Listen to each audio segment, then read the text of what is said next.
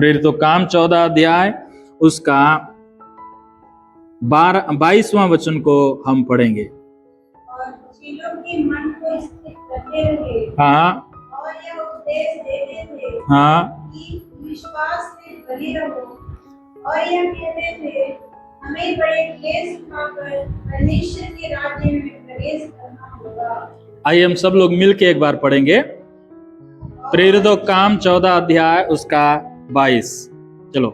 और चेलों के मन को स्थिर करते रहे और यह उपदेश देते थे कि विश्वास में बने रहो, और यह कहते थे हमें बड़े क्लेश उठाकर परमेश्वर के राज्य में प्रवेश करना होगा।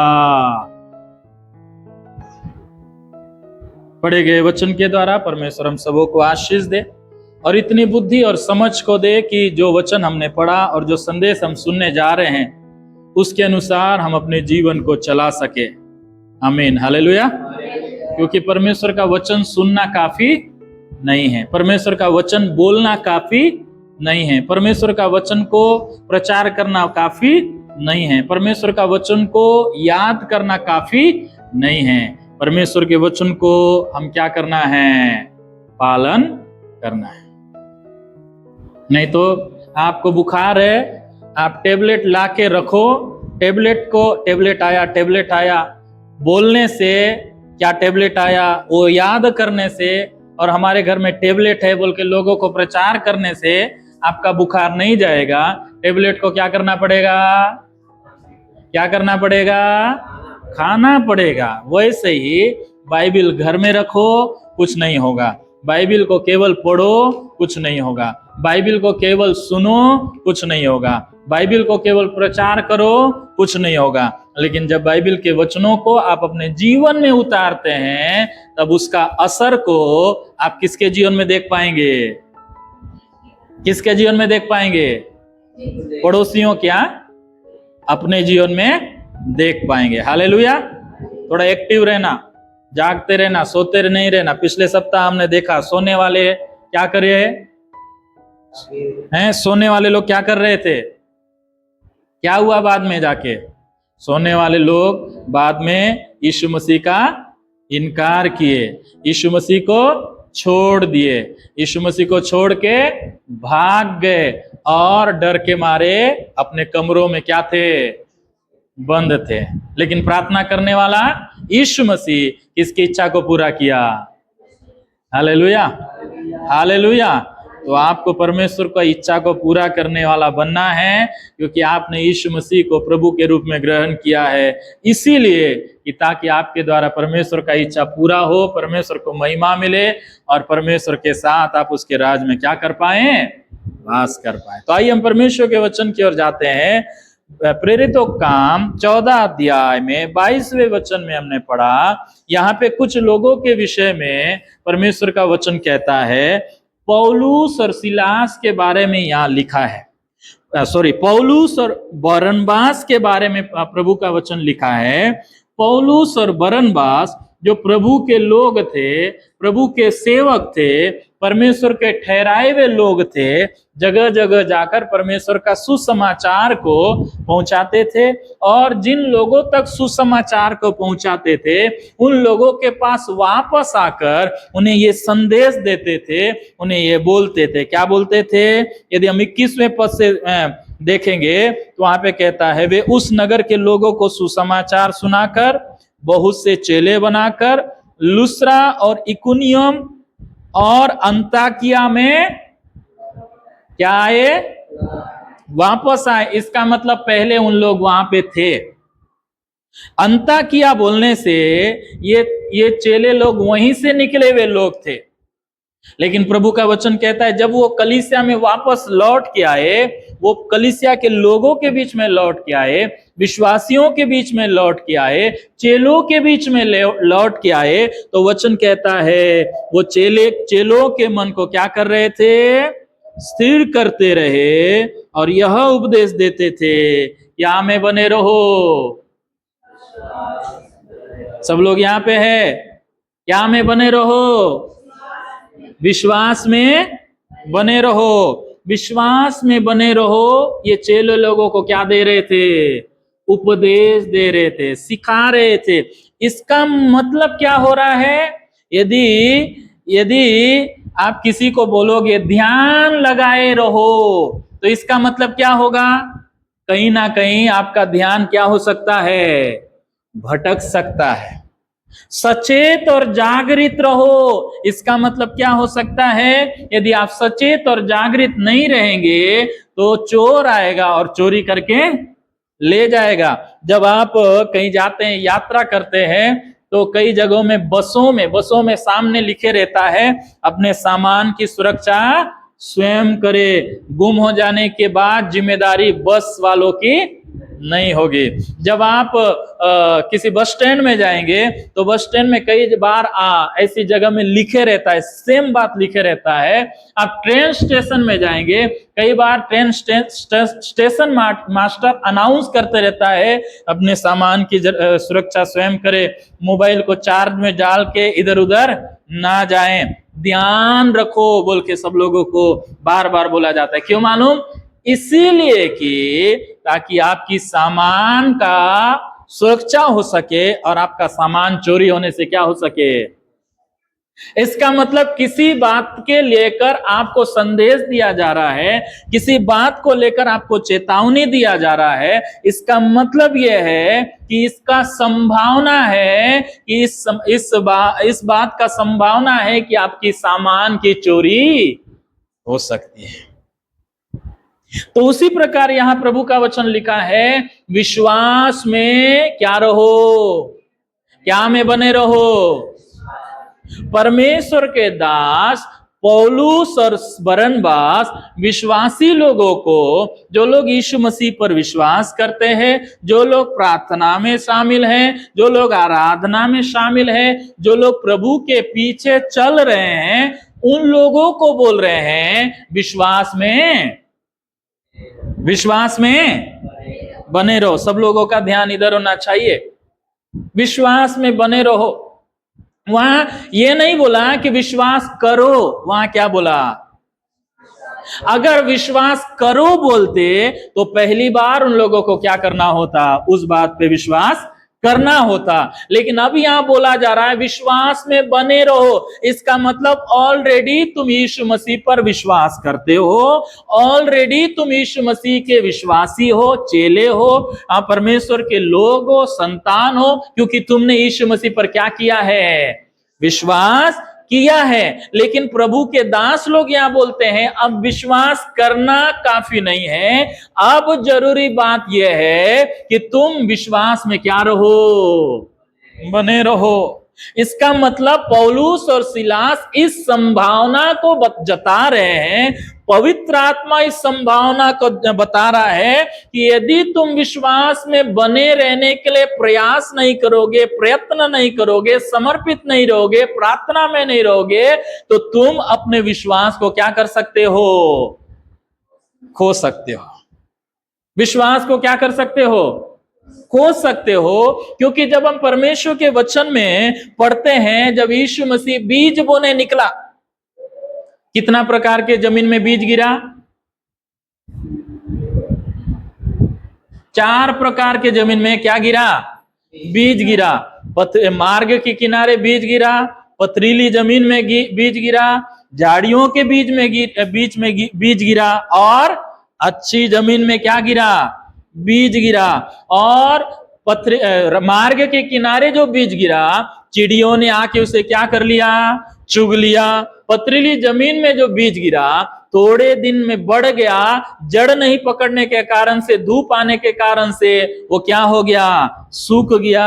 झाड़ियों के बीच में जो बीज गिरा, थोड़े दिन वो बीज अंकुरित हुआ, पौधा बना, लेकिन झाड़ियों ने उसे क्या कर दिया? दबा दिया। लेकिन जो अच्छी जमीन में गिरा उसे चिड़िया चुग नहीं पाया, उसे ज्यादा धूप भी नहीं मिला, और उसे झाड़ियों ने दबा भी नहीं पाया, क्योंकि वो अच्छी जमीन में गिरा और वो बीज अंकुरित हुआ, पौधा बना, पेड़ बना, फल लाया। परमेश्वर का वचन कहता है, जब उसका व्याख्या कर रहा था तो प्रभु यीशु मसीह कहते हैं चिड़ियों ने चुग लिया। इसका मतलब यह है, जब वचन आपके हृदय में गिरता है तो शैतान उसे क्या कर लेता है? चुरा लेता है। क्यों चुरा लेता है मालूम? ऐसा ना हो कि उस वचन पर आप विश्वास करें, विश्वास करके उद्धार को। इसका मतलब आप जो विश्वासी हैं, आपका जो विश्वास है, आप विश्वास के द्वारा परमेश्वर के साथ वापस जुड़ रहे हैं, विश्वास के द्वारा आप उद्धार को पा रहे हैं। परमेश्वर का वचन क्या कहता है? योना रचित सुसमाचार 1 अध्याय में कहता है, विश्वास करने वालों को परमेश्वर क्या होने का अधिकार देता है? बोलिए, क्या होने का अधिकार देता है? संतान होने का अधिकार देता है। इसका मतलब जब आप यीशु मसीह पर विश्वास करते हैं, जब यीशु मसीह पर आप विश्वास करते हैं, परमेश्वर की ओर से आप क्या बन जाते हैं? संतान बन जाते हैं। वचन कहता है, इफिसियों 2 अध्याय के 8 पद से लेकर 10 पद तक हम पढ़ेंगे तो लिखा है, विश्वास ही के द्वारा अनुग्रह से तुम्हारा क्या हुआ है? उद्धार हुआ है। इसका मतलब हम जब उद्धार पाते हैं, वो क्या के द्वारा पाते हैं? तो विश्वास हमारे जीवन का आधार है। आप चर्च आ रहे हो, अच्छी बात है। आप बाइबल पढ़ रहे हो, अच्छी बात है। आप प्रार्थना कर रहे हो, अच्छी बात है। आप गवाही दे रहे हो, अच्छी बात है। आप जो कुछ भी कर रहे हो, यदि बिना विश्वास के करते हो तो परमेश्वर के सामने वो क्या नहीं होता है? ग्रहण योग्य नहीं होता है। इसका मतलब आप प्रार्थना भी करो, ऊंची आवाज में प्रार्थना करो, घुटने टिका के प्रार्थना करो, आंसुओं के साथ प्रार्थना करो, यदि बिना विश्वास के वो प्रार्थना होगा तो उस प्रार्थना का कभी भी आप क्या नहीं पाएंगे? प्रतिफल नहीं पाएंगे। यदि आप आराधना अच्छा कर रहे हैं, बाजा अच्छा बजा रहे हैं, ताली अच्छा बजा रहे हैं, गीत अच्छा गा रहे हैं, आपका सुर अच्छा है, आपका आवाज अच्छा है, आप जब गीत गाते हैं तो लोग सुनने के लिए आते हैं, लेकिन आपकी आराधना विश्वास के साथ ना हो तो आपकी आराधना को प्रभु क्या नहीं करेगा? उत्तम भेंट परमेश्वर को चढ़ाना है तो क्या के साथ चढ़ाना है? विश्वास के साथ चढ़ाना। यदि आप परमेश्वर की सेवकाई के लिए आप दान दे रहे हैं, दशवांश दे रहे हैं, लेकिन यदि आप कुड़कुड़ा के दे रहे हैं, आपके अंदर में कुछ और सोच लेके दे रहे हैं, बिना विश्वास के दे रहे हैं, तो प्रभु आपकी भेंट को भी क्या नहीं करेगा? ग्रहण नहीं करेगा। चाहे आप 1 रुपया दे, चाहे 1 करोड़ दे, लेकिन यदि आप बिना विश्वास के आप परमेश्वर को भेंट चढ़ाएंगे तो परमेश्वर भेंट को भी ग्रहण नहीं करेगा। इन शॉर्ट, मैं लंबी बात को एक छोटी वाक्य में आपको समाप्त करना चाहता हूं। बिना विश्वास के आप प्रभु के लिए कुछ भी करेंगे वो व्यर्थ ही होगा, क्योंकि आपका जीवन क्या से जुड़ा? क्या आपका जीवन जो परमेश्वर के साथ जुड़ा हुआ है वो क्या के द्वारा जुड़ा हुआ है? विश्वास के द्वारा। आप परमेश्वर से कुछ भी क्या के साथ पा सकते हैं? केवल विश्वास के द्वारा। हालेलुया। तो यहाँ प्रभु का दास पौलुस और सिलास कहते हैं उन चेलों को, और आज इस कलीसिया के लोगों को प्रभु कहते हैं, एक एक विश्वासियों से प्रभु कहते हैं, आज से इस बात को गांठ बांध लेना, तुम क्या में बने रहो। हालेलुया। कई बातों का उतार चढ़ाव हो सकता है, आपकी आर्थिक बातों में उतार चढ़ाव हो सकता है, आपकी मानसिक बातों में उतार चढ़ाव हो सकता है, बहुत सारी चीजों में उतार चढ़ाव हो सकता है, आपके रिश्तों में उतार चढ़ाव हो सकता है, बहुत सारी बातों में कम ज्यादा हो सकता है, लेकिन आप अपने विश्वास की ओर ज्यादा ध्यान रखना, ताकि आप विश्वास में क्या रह सके? स्थिर रह सके। इस बात को यहां पे हम देखते हैं। यहां पे आगे कहता है क्यों विश्वास में बने रहना, क्योंकि ये विश्वास में बने रहने के लिए इसलिए बोल रहे हैं क्योंकि आने वाले दिनों में कुछ बातें, उसी समय में भी, आने वाले दिनों में भी, उसी समय में भी कुछ घटनाएं घट रही थी जो लोगों के विश्वास को हिला सकती थी, जो कि लोगों के विश्वास को कमजोर कर सकती थी, जो लोगों के विश्वास को डाइवर्ट कर सकती थी, जो लोगों का विश्वास से पीछे उनको कर सकती थी। लेकिन प्रभु का दास इन बातों को जानते थे, इसलिए बोल रहे विश्वास में बने रहो। क्यों विश्वास में बने रहो? क्योंकि हमें बड़े क्लेश उठाकर कहां प्रवेश करना होगा? इसका मतलब यदि परमेश्वर के राज में आपको प्रवेश करना है तो आपको क्या में रहना पड़ेगा? क्या में रहना पड़ेगा?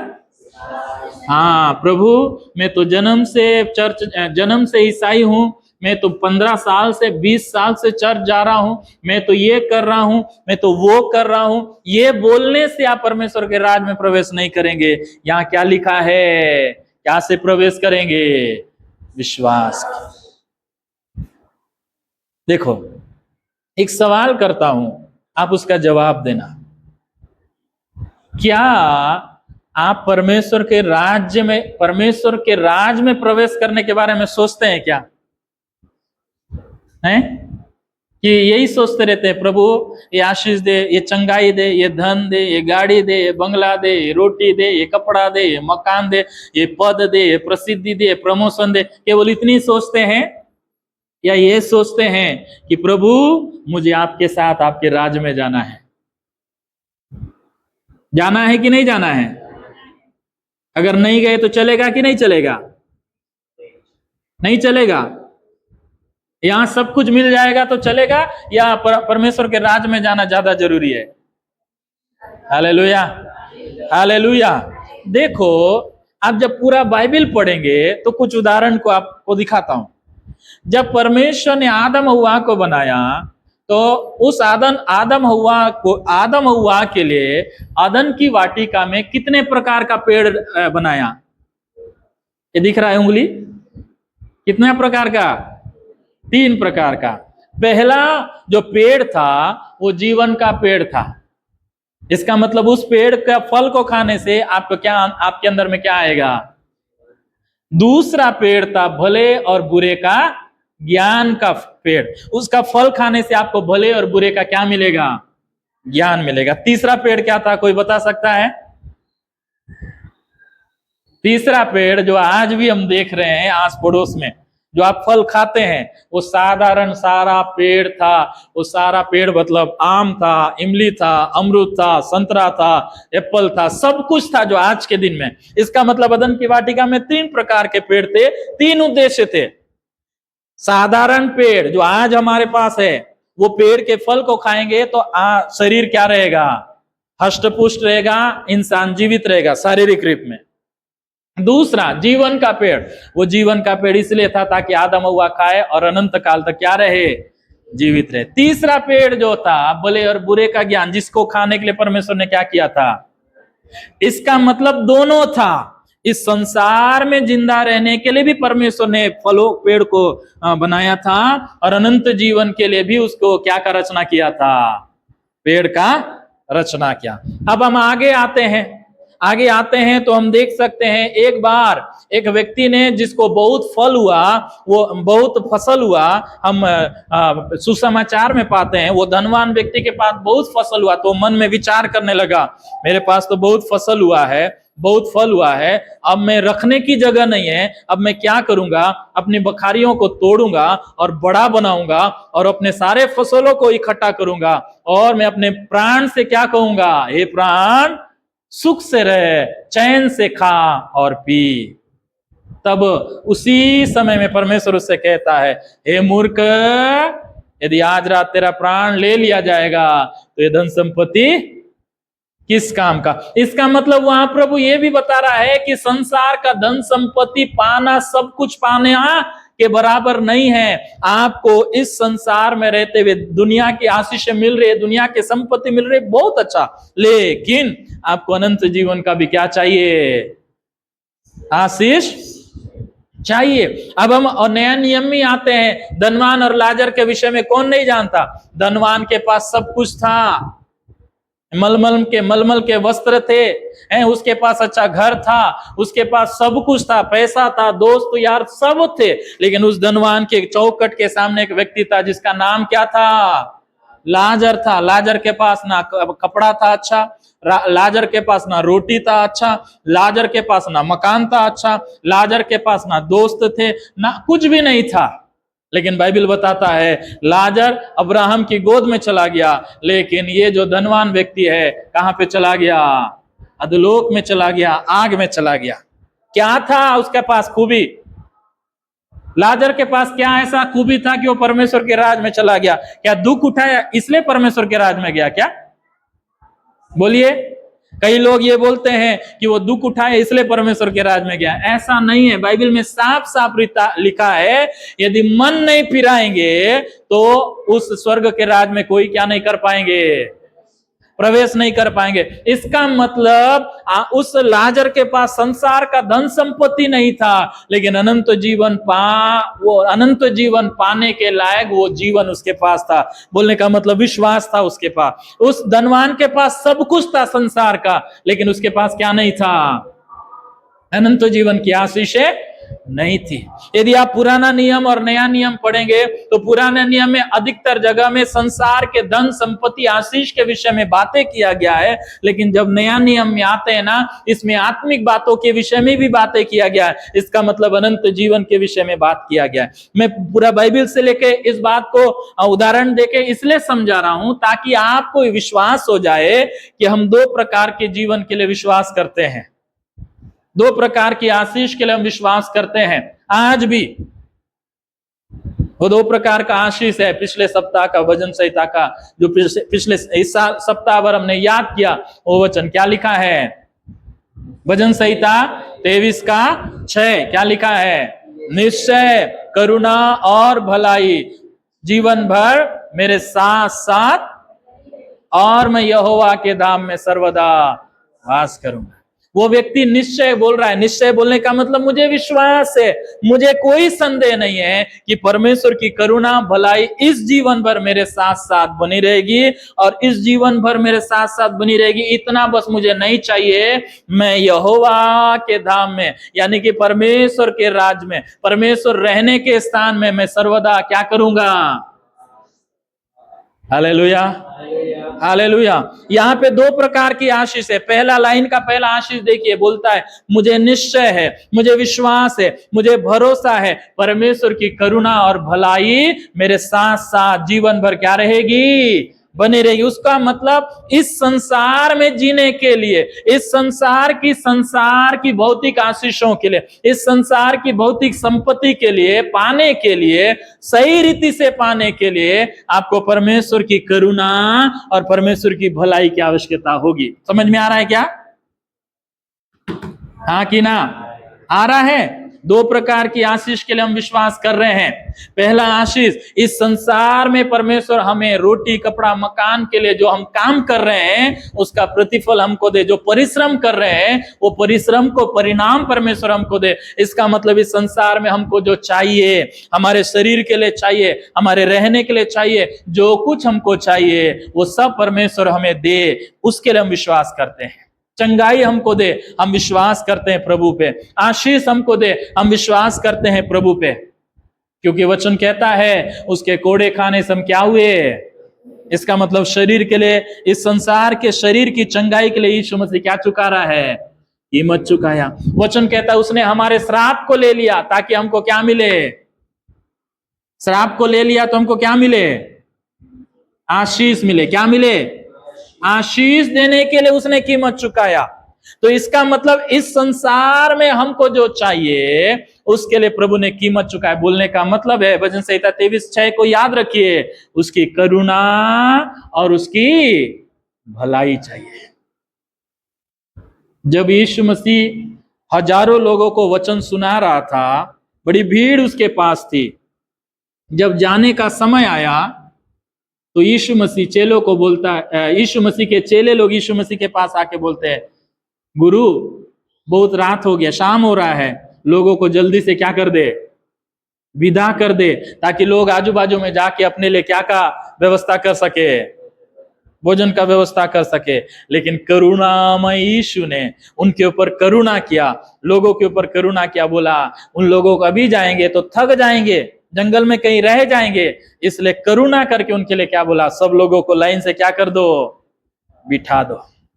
और उनके ऊपर भलाई को कैसे प्रकट किया, 5 रोटी और 2 मछली लिया, परमेश्वर का धन्यवाद करा और उसको बहुगुणित करते हुए उनके ऊपर दया किया, भलाई को प्रकट करते हुए उनका भोजन का क्या कर दिया।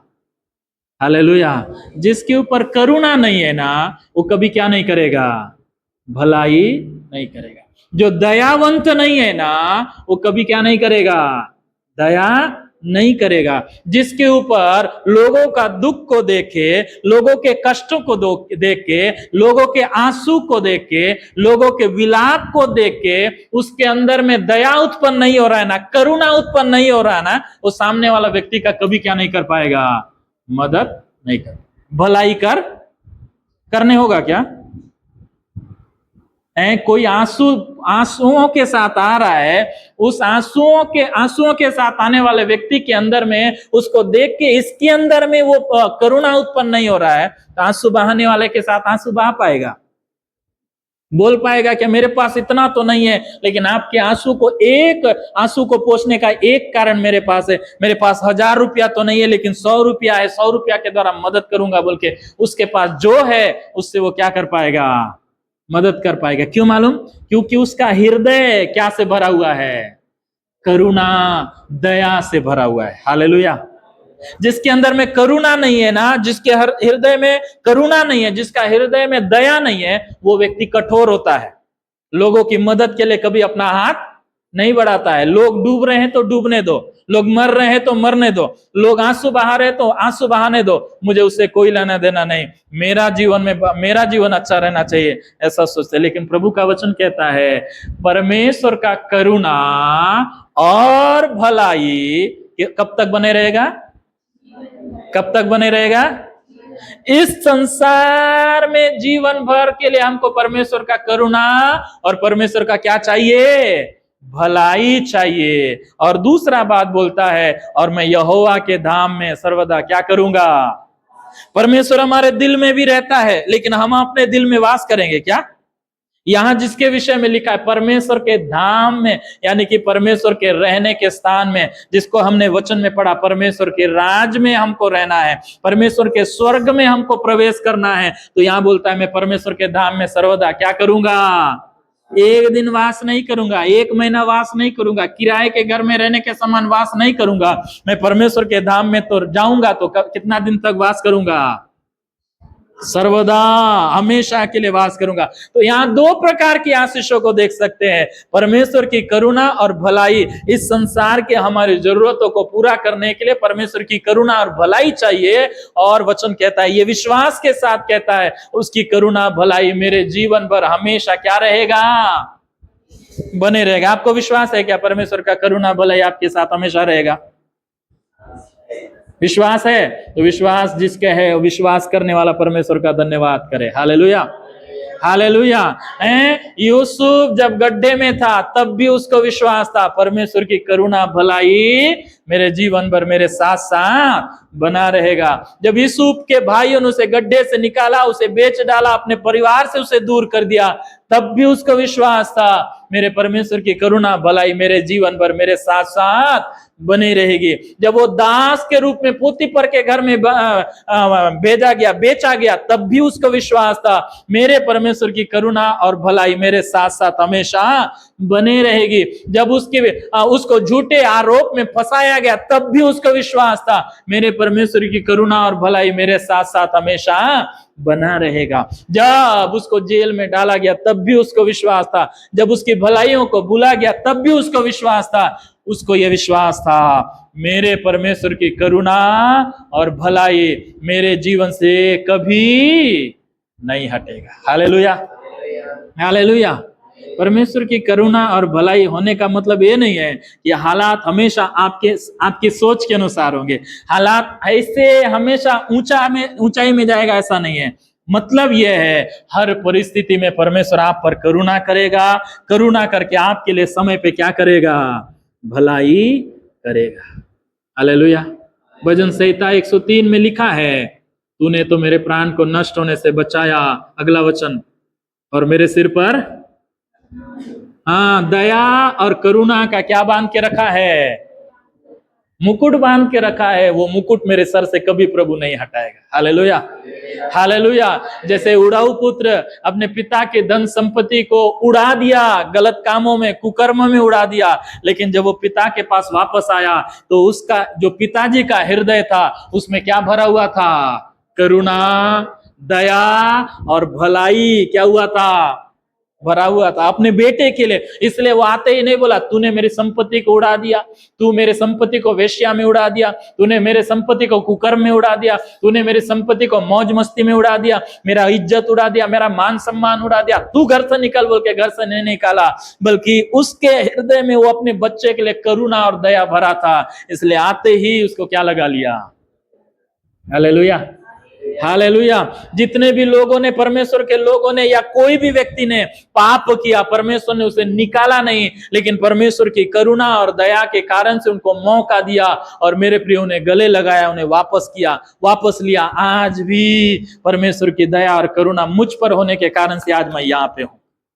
आपको मालूम मेरे जीवन में कितने सारे पाप, कितने सारे अधर्म किए, कितनी बार मैंने परमेश्वर को दुखित किया, लेकिन परमेश्वर ने मुझे नहीं त्यागा। जब जब मैं प्रभु के पास वापस आया मन फिरा के, परमेश्वर ने वापस आके मुझे बचा लिया अपनी करुणा और दया के कारण से। आज जो कुछ भी हूं, इस संसार के जो भी धन संपत्ति में पा रहा हूं, इस संसार में जो भी आदर सम्मान में पा रहा हूं, इस संसार में जो भी मैं पा रहा हूं, वो परमेश्वर की दया और करुणा के कारण से है। और दूसरी बात लिखा है, उसके धाम में सर्वदा क्या करेंगे।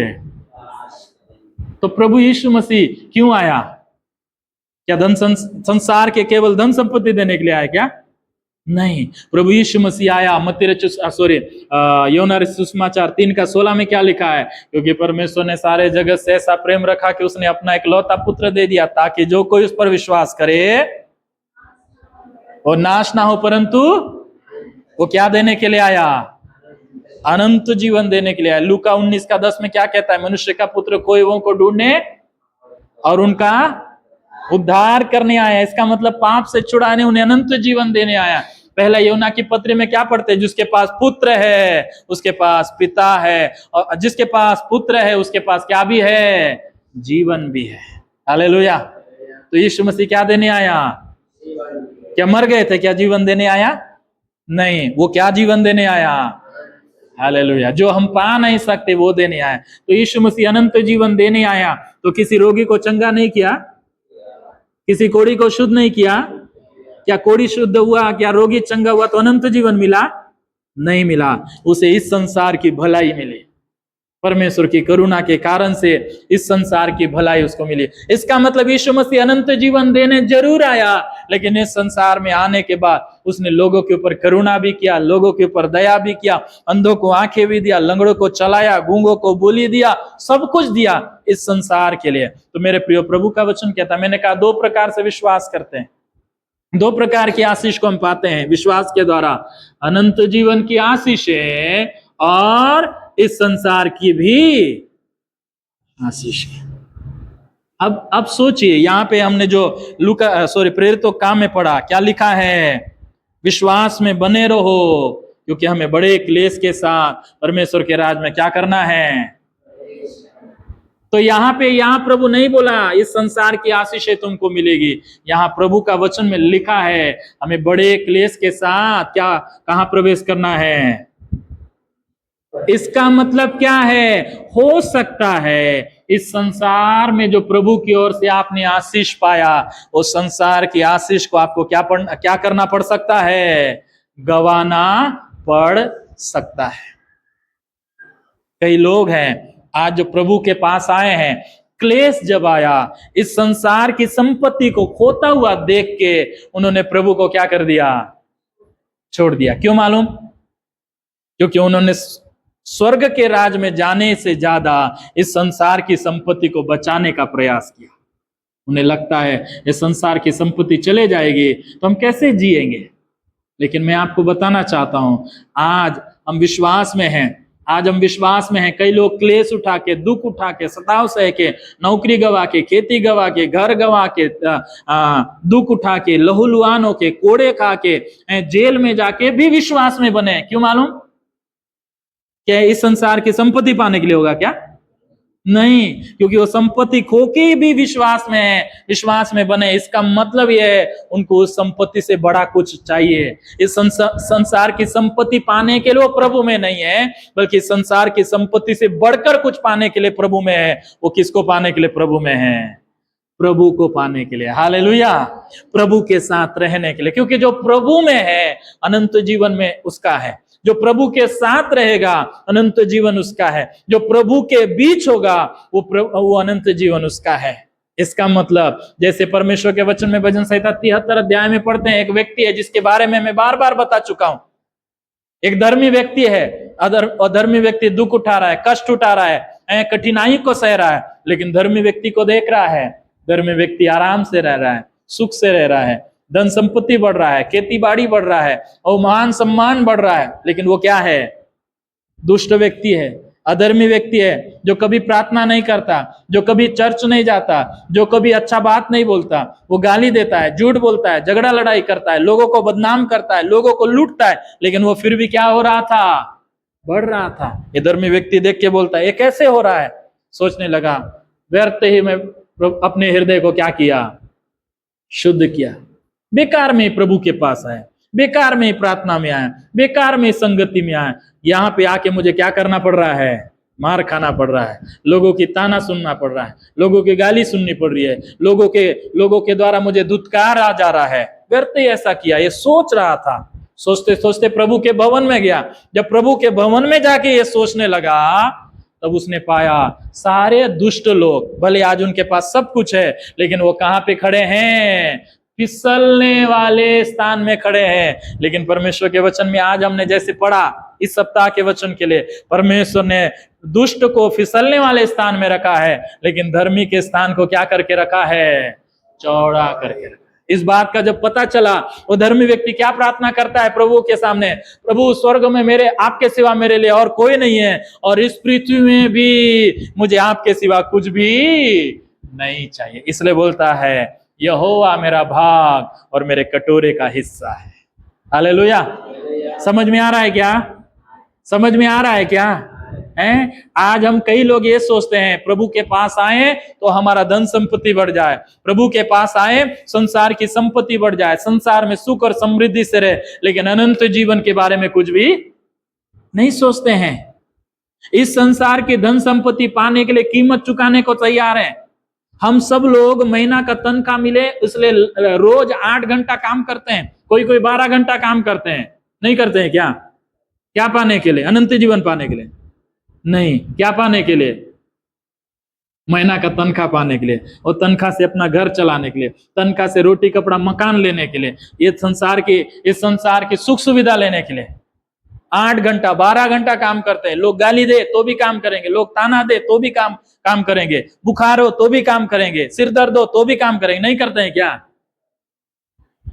लेकिन जब इस संसार के लिए कीमत चुकाने को तैयार है, तो उस संसार के लिए हमको कीमत चुकाने का जरूरत है क्या? कीमत चुका के परमेश्वर के राज में आप क्या नहीं कर सकते?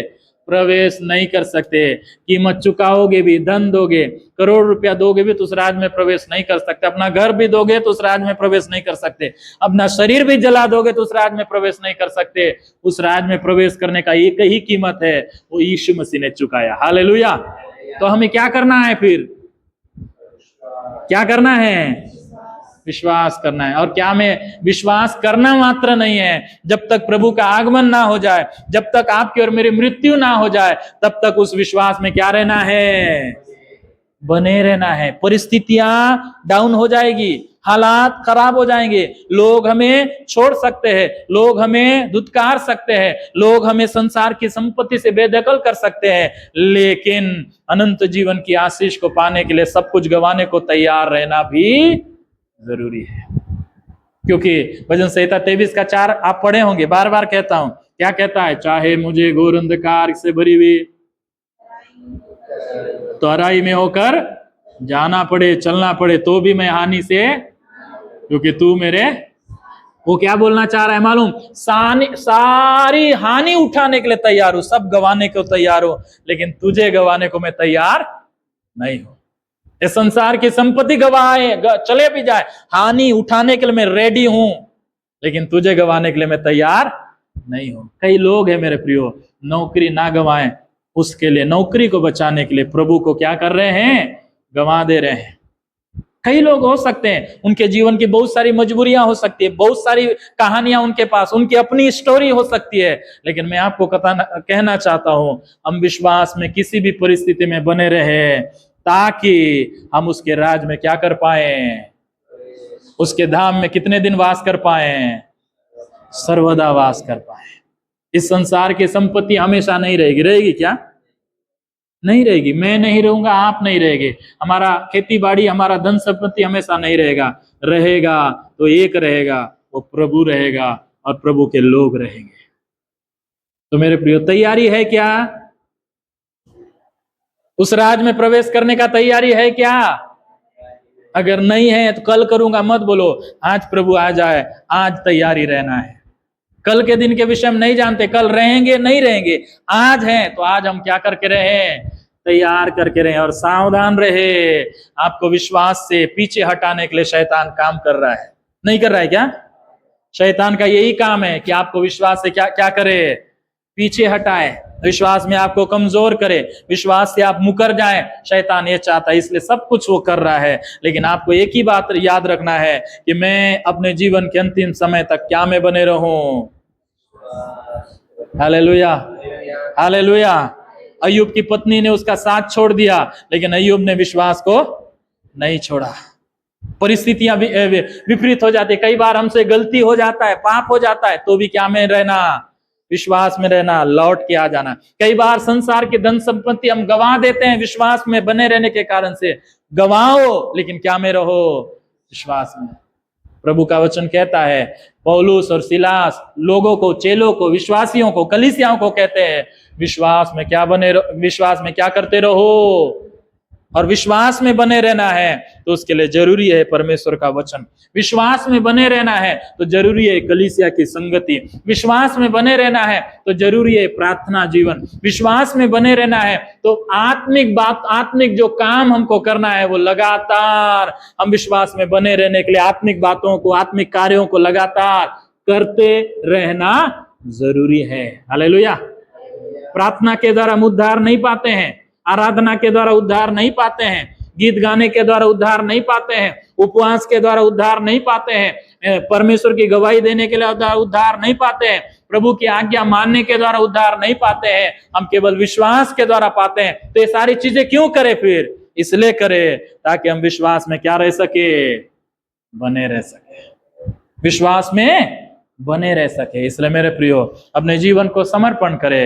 वचन पौलुस पहले ही बता दिया, कठिन समय आएंगे, बाइबल में पहले ही लिखा है, परिस्थितियां विपरीत हो सकती है, शैतान बड़ा चालाक है, आपको नाना प्रकार से आपको विश्वास से पीछे हटाने का कोशिश करेगा, वो कभी अपने कोशिश से पीछे नहीं हटेगा। लेकिन उस समय भी हमको याद रहना है, प्रभु ने हमको पहले ही बोल दिया, विश्वास में क्या रहो, बने रहो, विश्वास में बने रहो। मेरे प्रियो, दो प्रकार की आशीषों के बारे में बोला, संसार की भी आशीषें विश्वास के द्वारा पाते हैं, अनंत जीवन की आशीषें भी विश्वास के द्वारा पाते हैं। लेकिन कई बार आपको संसार की संपत्ति गंवाना पड़े तो भी आपको विश्वास में क्या रहना है, बने रहना है। Hallelujah, hallelujah. अपने स्थानों में खड़े हो जाएं और विश्वास में बने रहने के लिए एक और बार समर्पण करें। प्रभु से कहे, प्रभु जीवन के अंतिम समय तक मुझे विश्वास में बने रहना है। 2 कुरिन्थियों 13 अध्याय के 5वें वचन में लिखा है, अपने आप को जांचो कि विश्वास में हो कि नहीं। अगर यदि विश्वास में हो तो विश्वास में बने रहने के लिए हमेशा सचेत और सावधान रहो। विश्वास में बने रहने के लिए हमेशा प्रार्थना में, आराधना में, उपवास में, संगति में, आज्ञाकारिता में, परमेश्वर के वचन को पढ़ने में लगे रहो, ताकि आप हमेशा विश्वास में बने रह सके। हालेलुया। प्रभु आइए समर्पण करें, मुझे विश्वास में बने रहना है। कौन कौन विश्वास में बने रहना चाहता है? संसार की संपत्ति पाने के लिए नहीं, अनंत जीवन की आशीष जो प्रभु ने दिया उसमें बने रहने के लिए मुझे विश्वास में रहना है। हालेलुया। प्रभु, हाँ परमेश्वर पिता, मुझे आपके वचन के अनुसार विश्वास में बने रहना है, चाहे कितनी भी प्रकार की कठिनाई आए, कितनी भी प्रकार की रुकावट आए, बाधाएं, परेशानियां हैं, दुख है, दर्द है, लेकिन मैं विश्वास से कभी पीछे ना हटने पाऊं। मेरा परिवार विश्वास से कभी पीछे ना हटने पाए, हमारी कलीसिया कभी विश्वास से पीछे ना हटने पाए। परमेश्वर पिता, जो लोग संपत्ति के लिए विश्वास करते हैं, संपत्ति चला जाता है ना, वो विश्वास को छोड़ देते हैं। हम संपत्ति के लिए विश्वास में नहीं है प्रभु जी। इस संसार की आशीष हमें मिलेगा, हमें मालूम है, धीरज के साथ हम रहेंगे, मिलेगा, हम बढ़ेंगे, लेकिन वो हमारे लिए काफी नहीं है। हम अनंत जीवन की आशीष के लिए आपके पास है प्रभु, और उसे हमें गंवाना नहीं है। पिता परमेश्वर सहायता कर, हमारे जीवन में मदद कर राजा। यहाँ उपस्थित हर एक लोग आप पर विश्वास करने पाए और विश्वास में बने रहने पाए, और विश्वास में बने रहने के लिए जो कीमत चुकाना है उसके लिए तैयार रहने पाए। प्रभु मदद कर, तन गंवाना पड़े, धन गंवाना पड़े, संगति गंवाना पड़े, रिश्ते गंवाना पड़े, सब गंवाना पड़े चलेगा, लेकिन मुझे आपको नहीं गंवाना है प्रभु, क्योंकि मुझे आपको गंवाने का मतलब है जीवन को गंवाना है, और मुझे आपको नहीं गंवाना, जीवन देने वाले को नहीं गंवाना है। प्रभु मेरी सहायता कर। यहाँ उपस्थित सब लोगों के जन्म में काम कर राजा, हर एक लोग हमेशा सावधान रहने पाए, सचेत रहने पाए, ये देखने पाए कहीं मैं अपने विश्वास को तो नहीं गंवा रहा हूं, कहीं मैं अपने विश्वास को छोड़ तो नहीं रहा हूं, कहीं मैं अपने विश्वास से मुकर तो नहीं रहा हूं। इस बात का हमेशा वो ध्यान रखे और विश्वास की दौड़ को पूरा करने पाए, अपने विश्वास की रखवाली करने पाए। प्रभु आप सहायता कर। हालेलुया प्रभु जी। अपने लिए प्रार्थना करें, अपने परिवार के लिए प्रार्थना करें, कलीसिया के लिए प्रार्थना करें, अपने देश के लिए प्रार्थना करें, विश्वासी भाई बहनों के लिए प्रार्थना करें।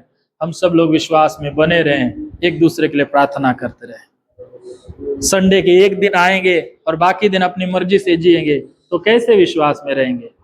प्रार्थना एक दिन करेंगे तो कैसे विश्वास में रहेंगे? उपवास बिना जिंदगी कैसे विश्वास में रहेंगे? ये सब हमारे लिए जरूरी है ताकि हम जागते रहें, सचेत रहें, ताकि हम विश्वास में रहें। हम विश्वास से एक देश देखते हैं जो सूर्य से है शोभायमान। यस मेरे प्रियो, हम विश्वास से एक देश देख रहे हैं जो सूर्य से भी अधिक शोभायमान है, जहां पे यीशु कर रहा है इंतजार। थोड़ी देर में हम भी वहां पे होंगे, थोड़ी देर, आज रात्रि हो सकता है, थोड़ी देर, एक महीना बाद हो सकता है, लेकिन वहां पे जाएंगे। क्या उसके लिए आप तैयार हैं? तो तैयार हैं, आज तैयार हैं, कल भी तैयार रहिए, आगे भी तैयार रहिए। आपके विश्वास को हिलाने के लिए शैतान तैयार है, आपके विश्वास से आपको हटाने के लिए शैतान तैयार है, लेकिन आप तैयार रहें विश्वास में बने रहने। प्रार्थना में लगे रहें, संगति में लगे रहें, आराधना में लगे रहें, आज्ञा मानने में लगे रहे, पवित्रता में लगे रहे। वचन कहता है विश्वास कर्म बिना मरा हुआ है, विश्वास कर्म बिना व्यर्थ है। आपका विश्वास आपके कर्मों में दिखना चाहिए। सर्वशक्तिमान परमेश्वर पिता, हम धन्यवाद देते हैं, एक सुंदर मौका दिया, आज हमें एक बार फिर से रिमाइंड कराया प्रभु, याद दिलाया कि हम विश्वास इसलिए केवल नहीं करते कि संसार का धन संपत्ति पाएं और आराम से रहे, बल्कि विश्वास इसलिए भी करते हैं क्योंकि आप अनंत जीवन देने के लिए आए, और वो अनंत जीवन देने के लिए हम विश्वास, अनंत जीवन को पाने के लिए हम विश्वास करते हैं। इस संसार के धन संपत्ति सुख सुविधा पाना सेकेंडरी है, लेकिन हमारे लिए पहली प्राथमिकता अनंत जीवन है। आपने हमें दे दिया है प्रभु, धन्यवाद। हमें शत्रु के वश में पड़ने नहीं दिया प्रभु, धन्यवाद। हमें फिसलने वाले स्थान में नहीं, हमें चौड़े स्थान में खड़ा किया प्रभु, हम आपका धन्यवाद करते हैं। सुने गए आपके वचन के अनुसार हर एक लोग सचेत और सावधान रहे प्रभु पिता, ताकि अनंत जीवन के लिए आप परमेश्वर जब आपके राज में प्रवेश करे, बड़े आदर के साथ प्रवेश करे, उससे बाहर ना निकाले जाए प्रभु। उसके अलावा और कोई दूसरा स्थान है तो वो नरक है, और नरक में जाने से आप हमें बचाने के लिए आए। हम हमेशा बचे रहें और आपके राज में प्रभु प्रवेश करने के लिए सहायता कर, चाहे कितनी भी कठिनाई आए।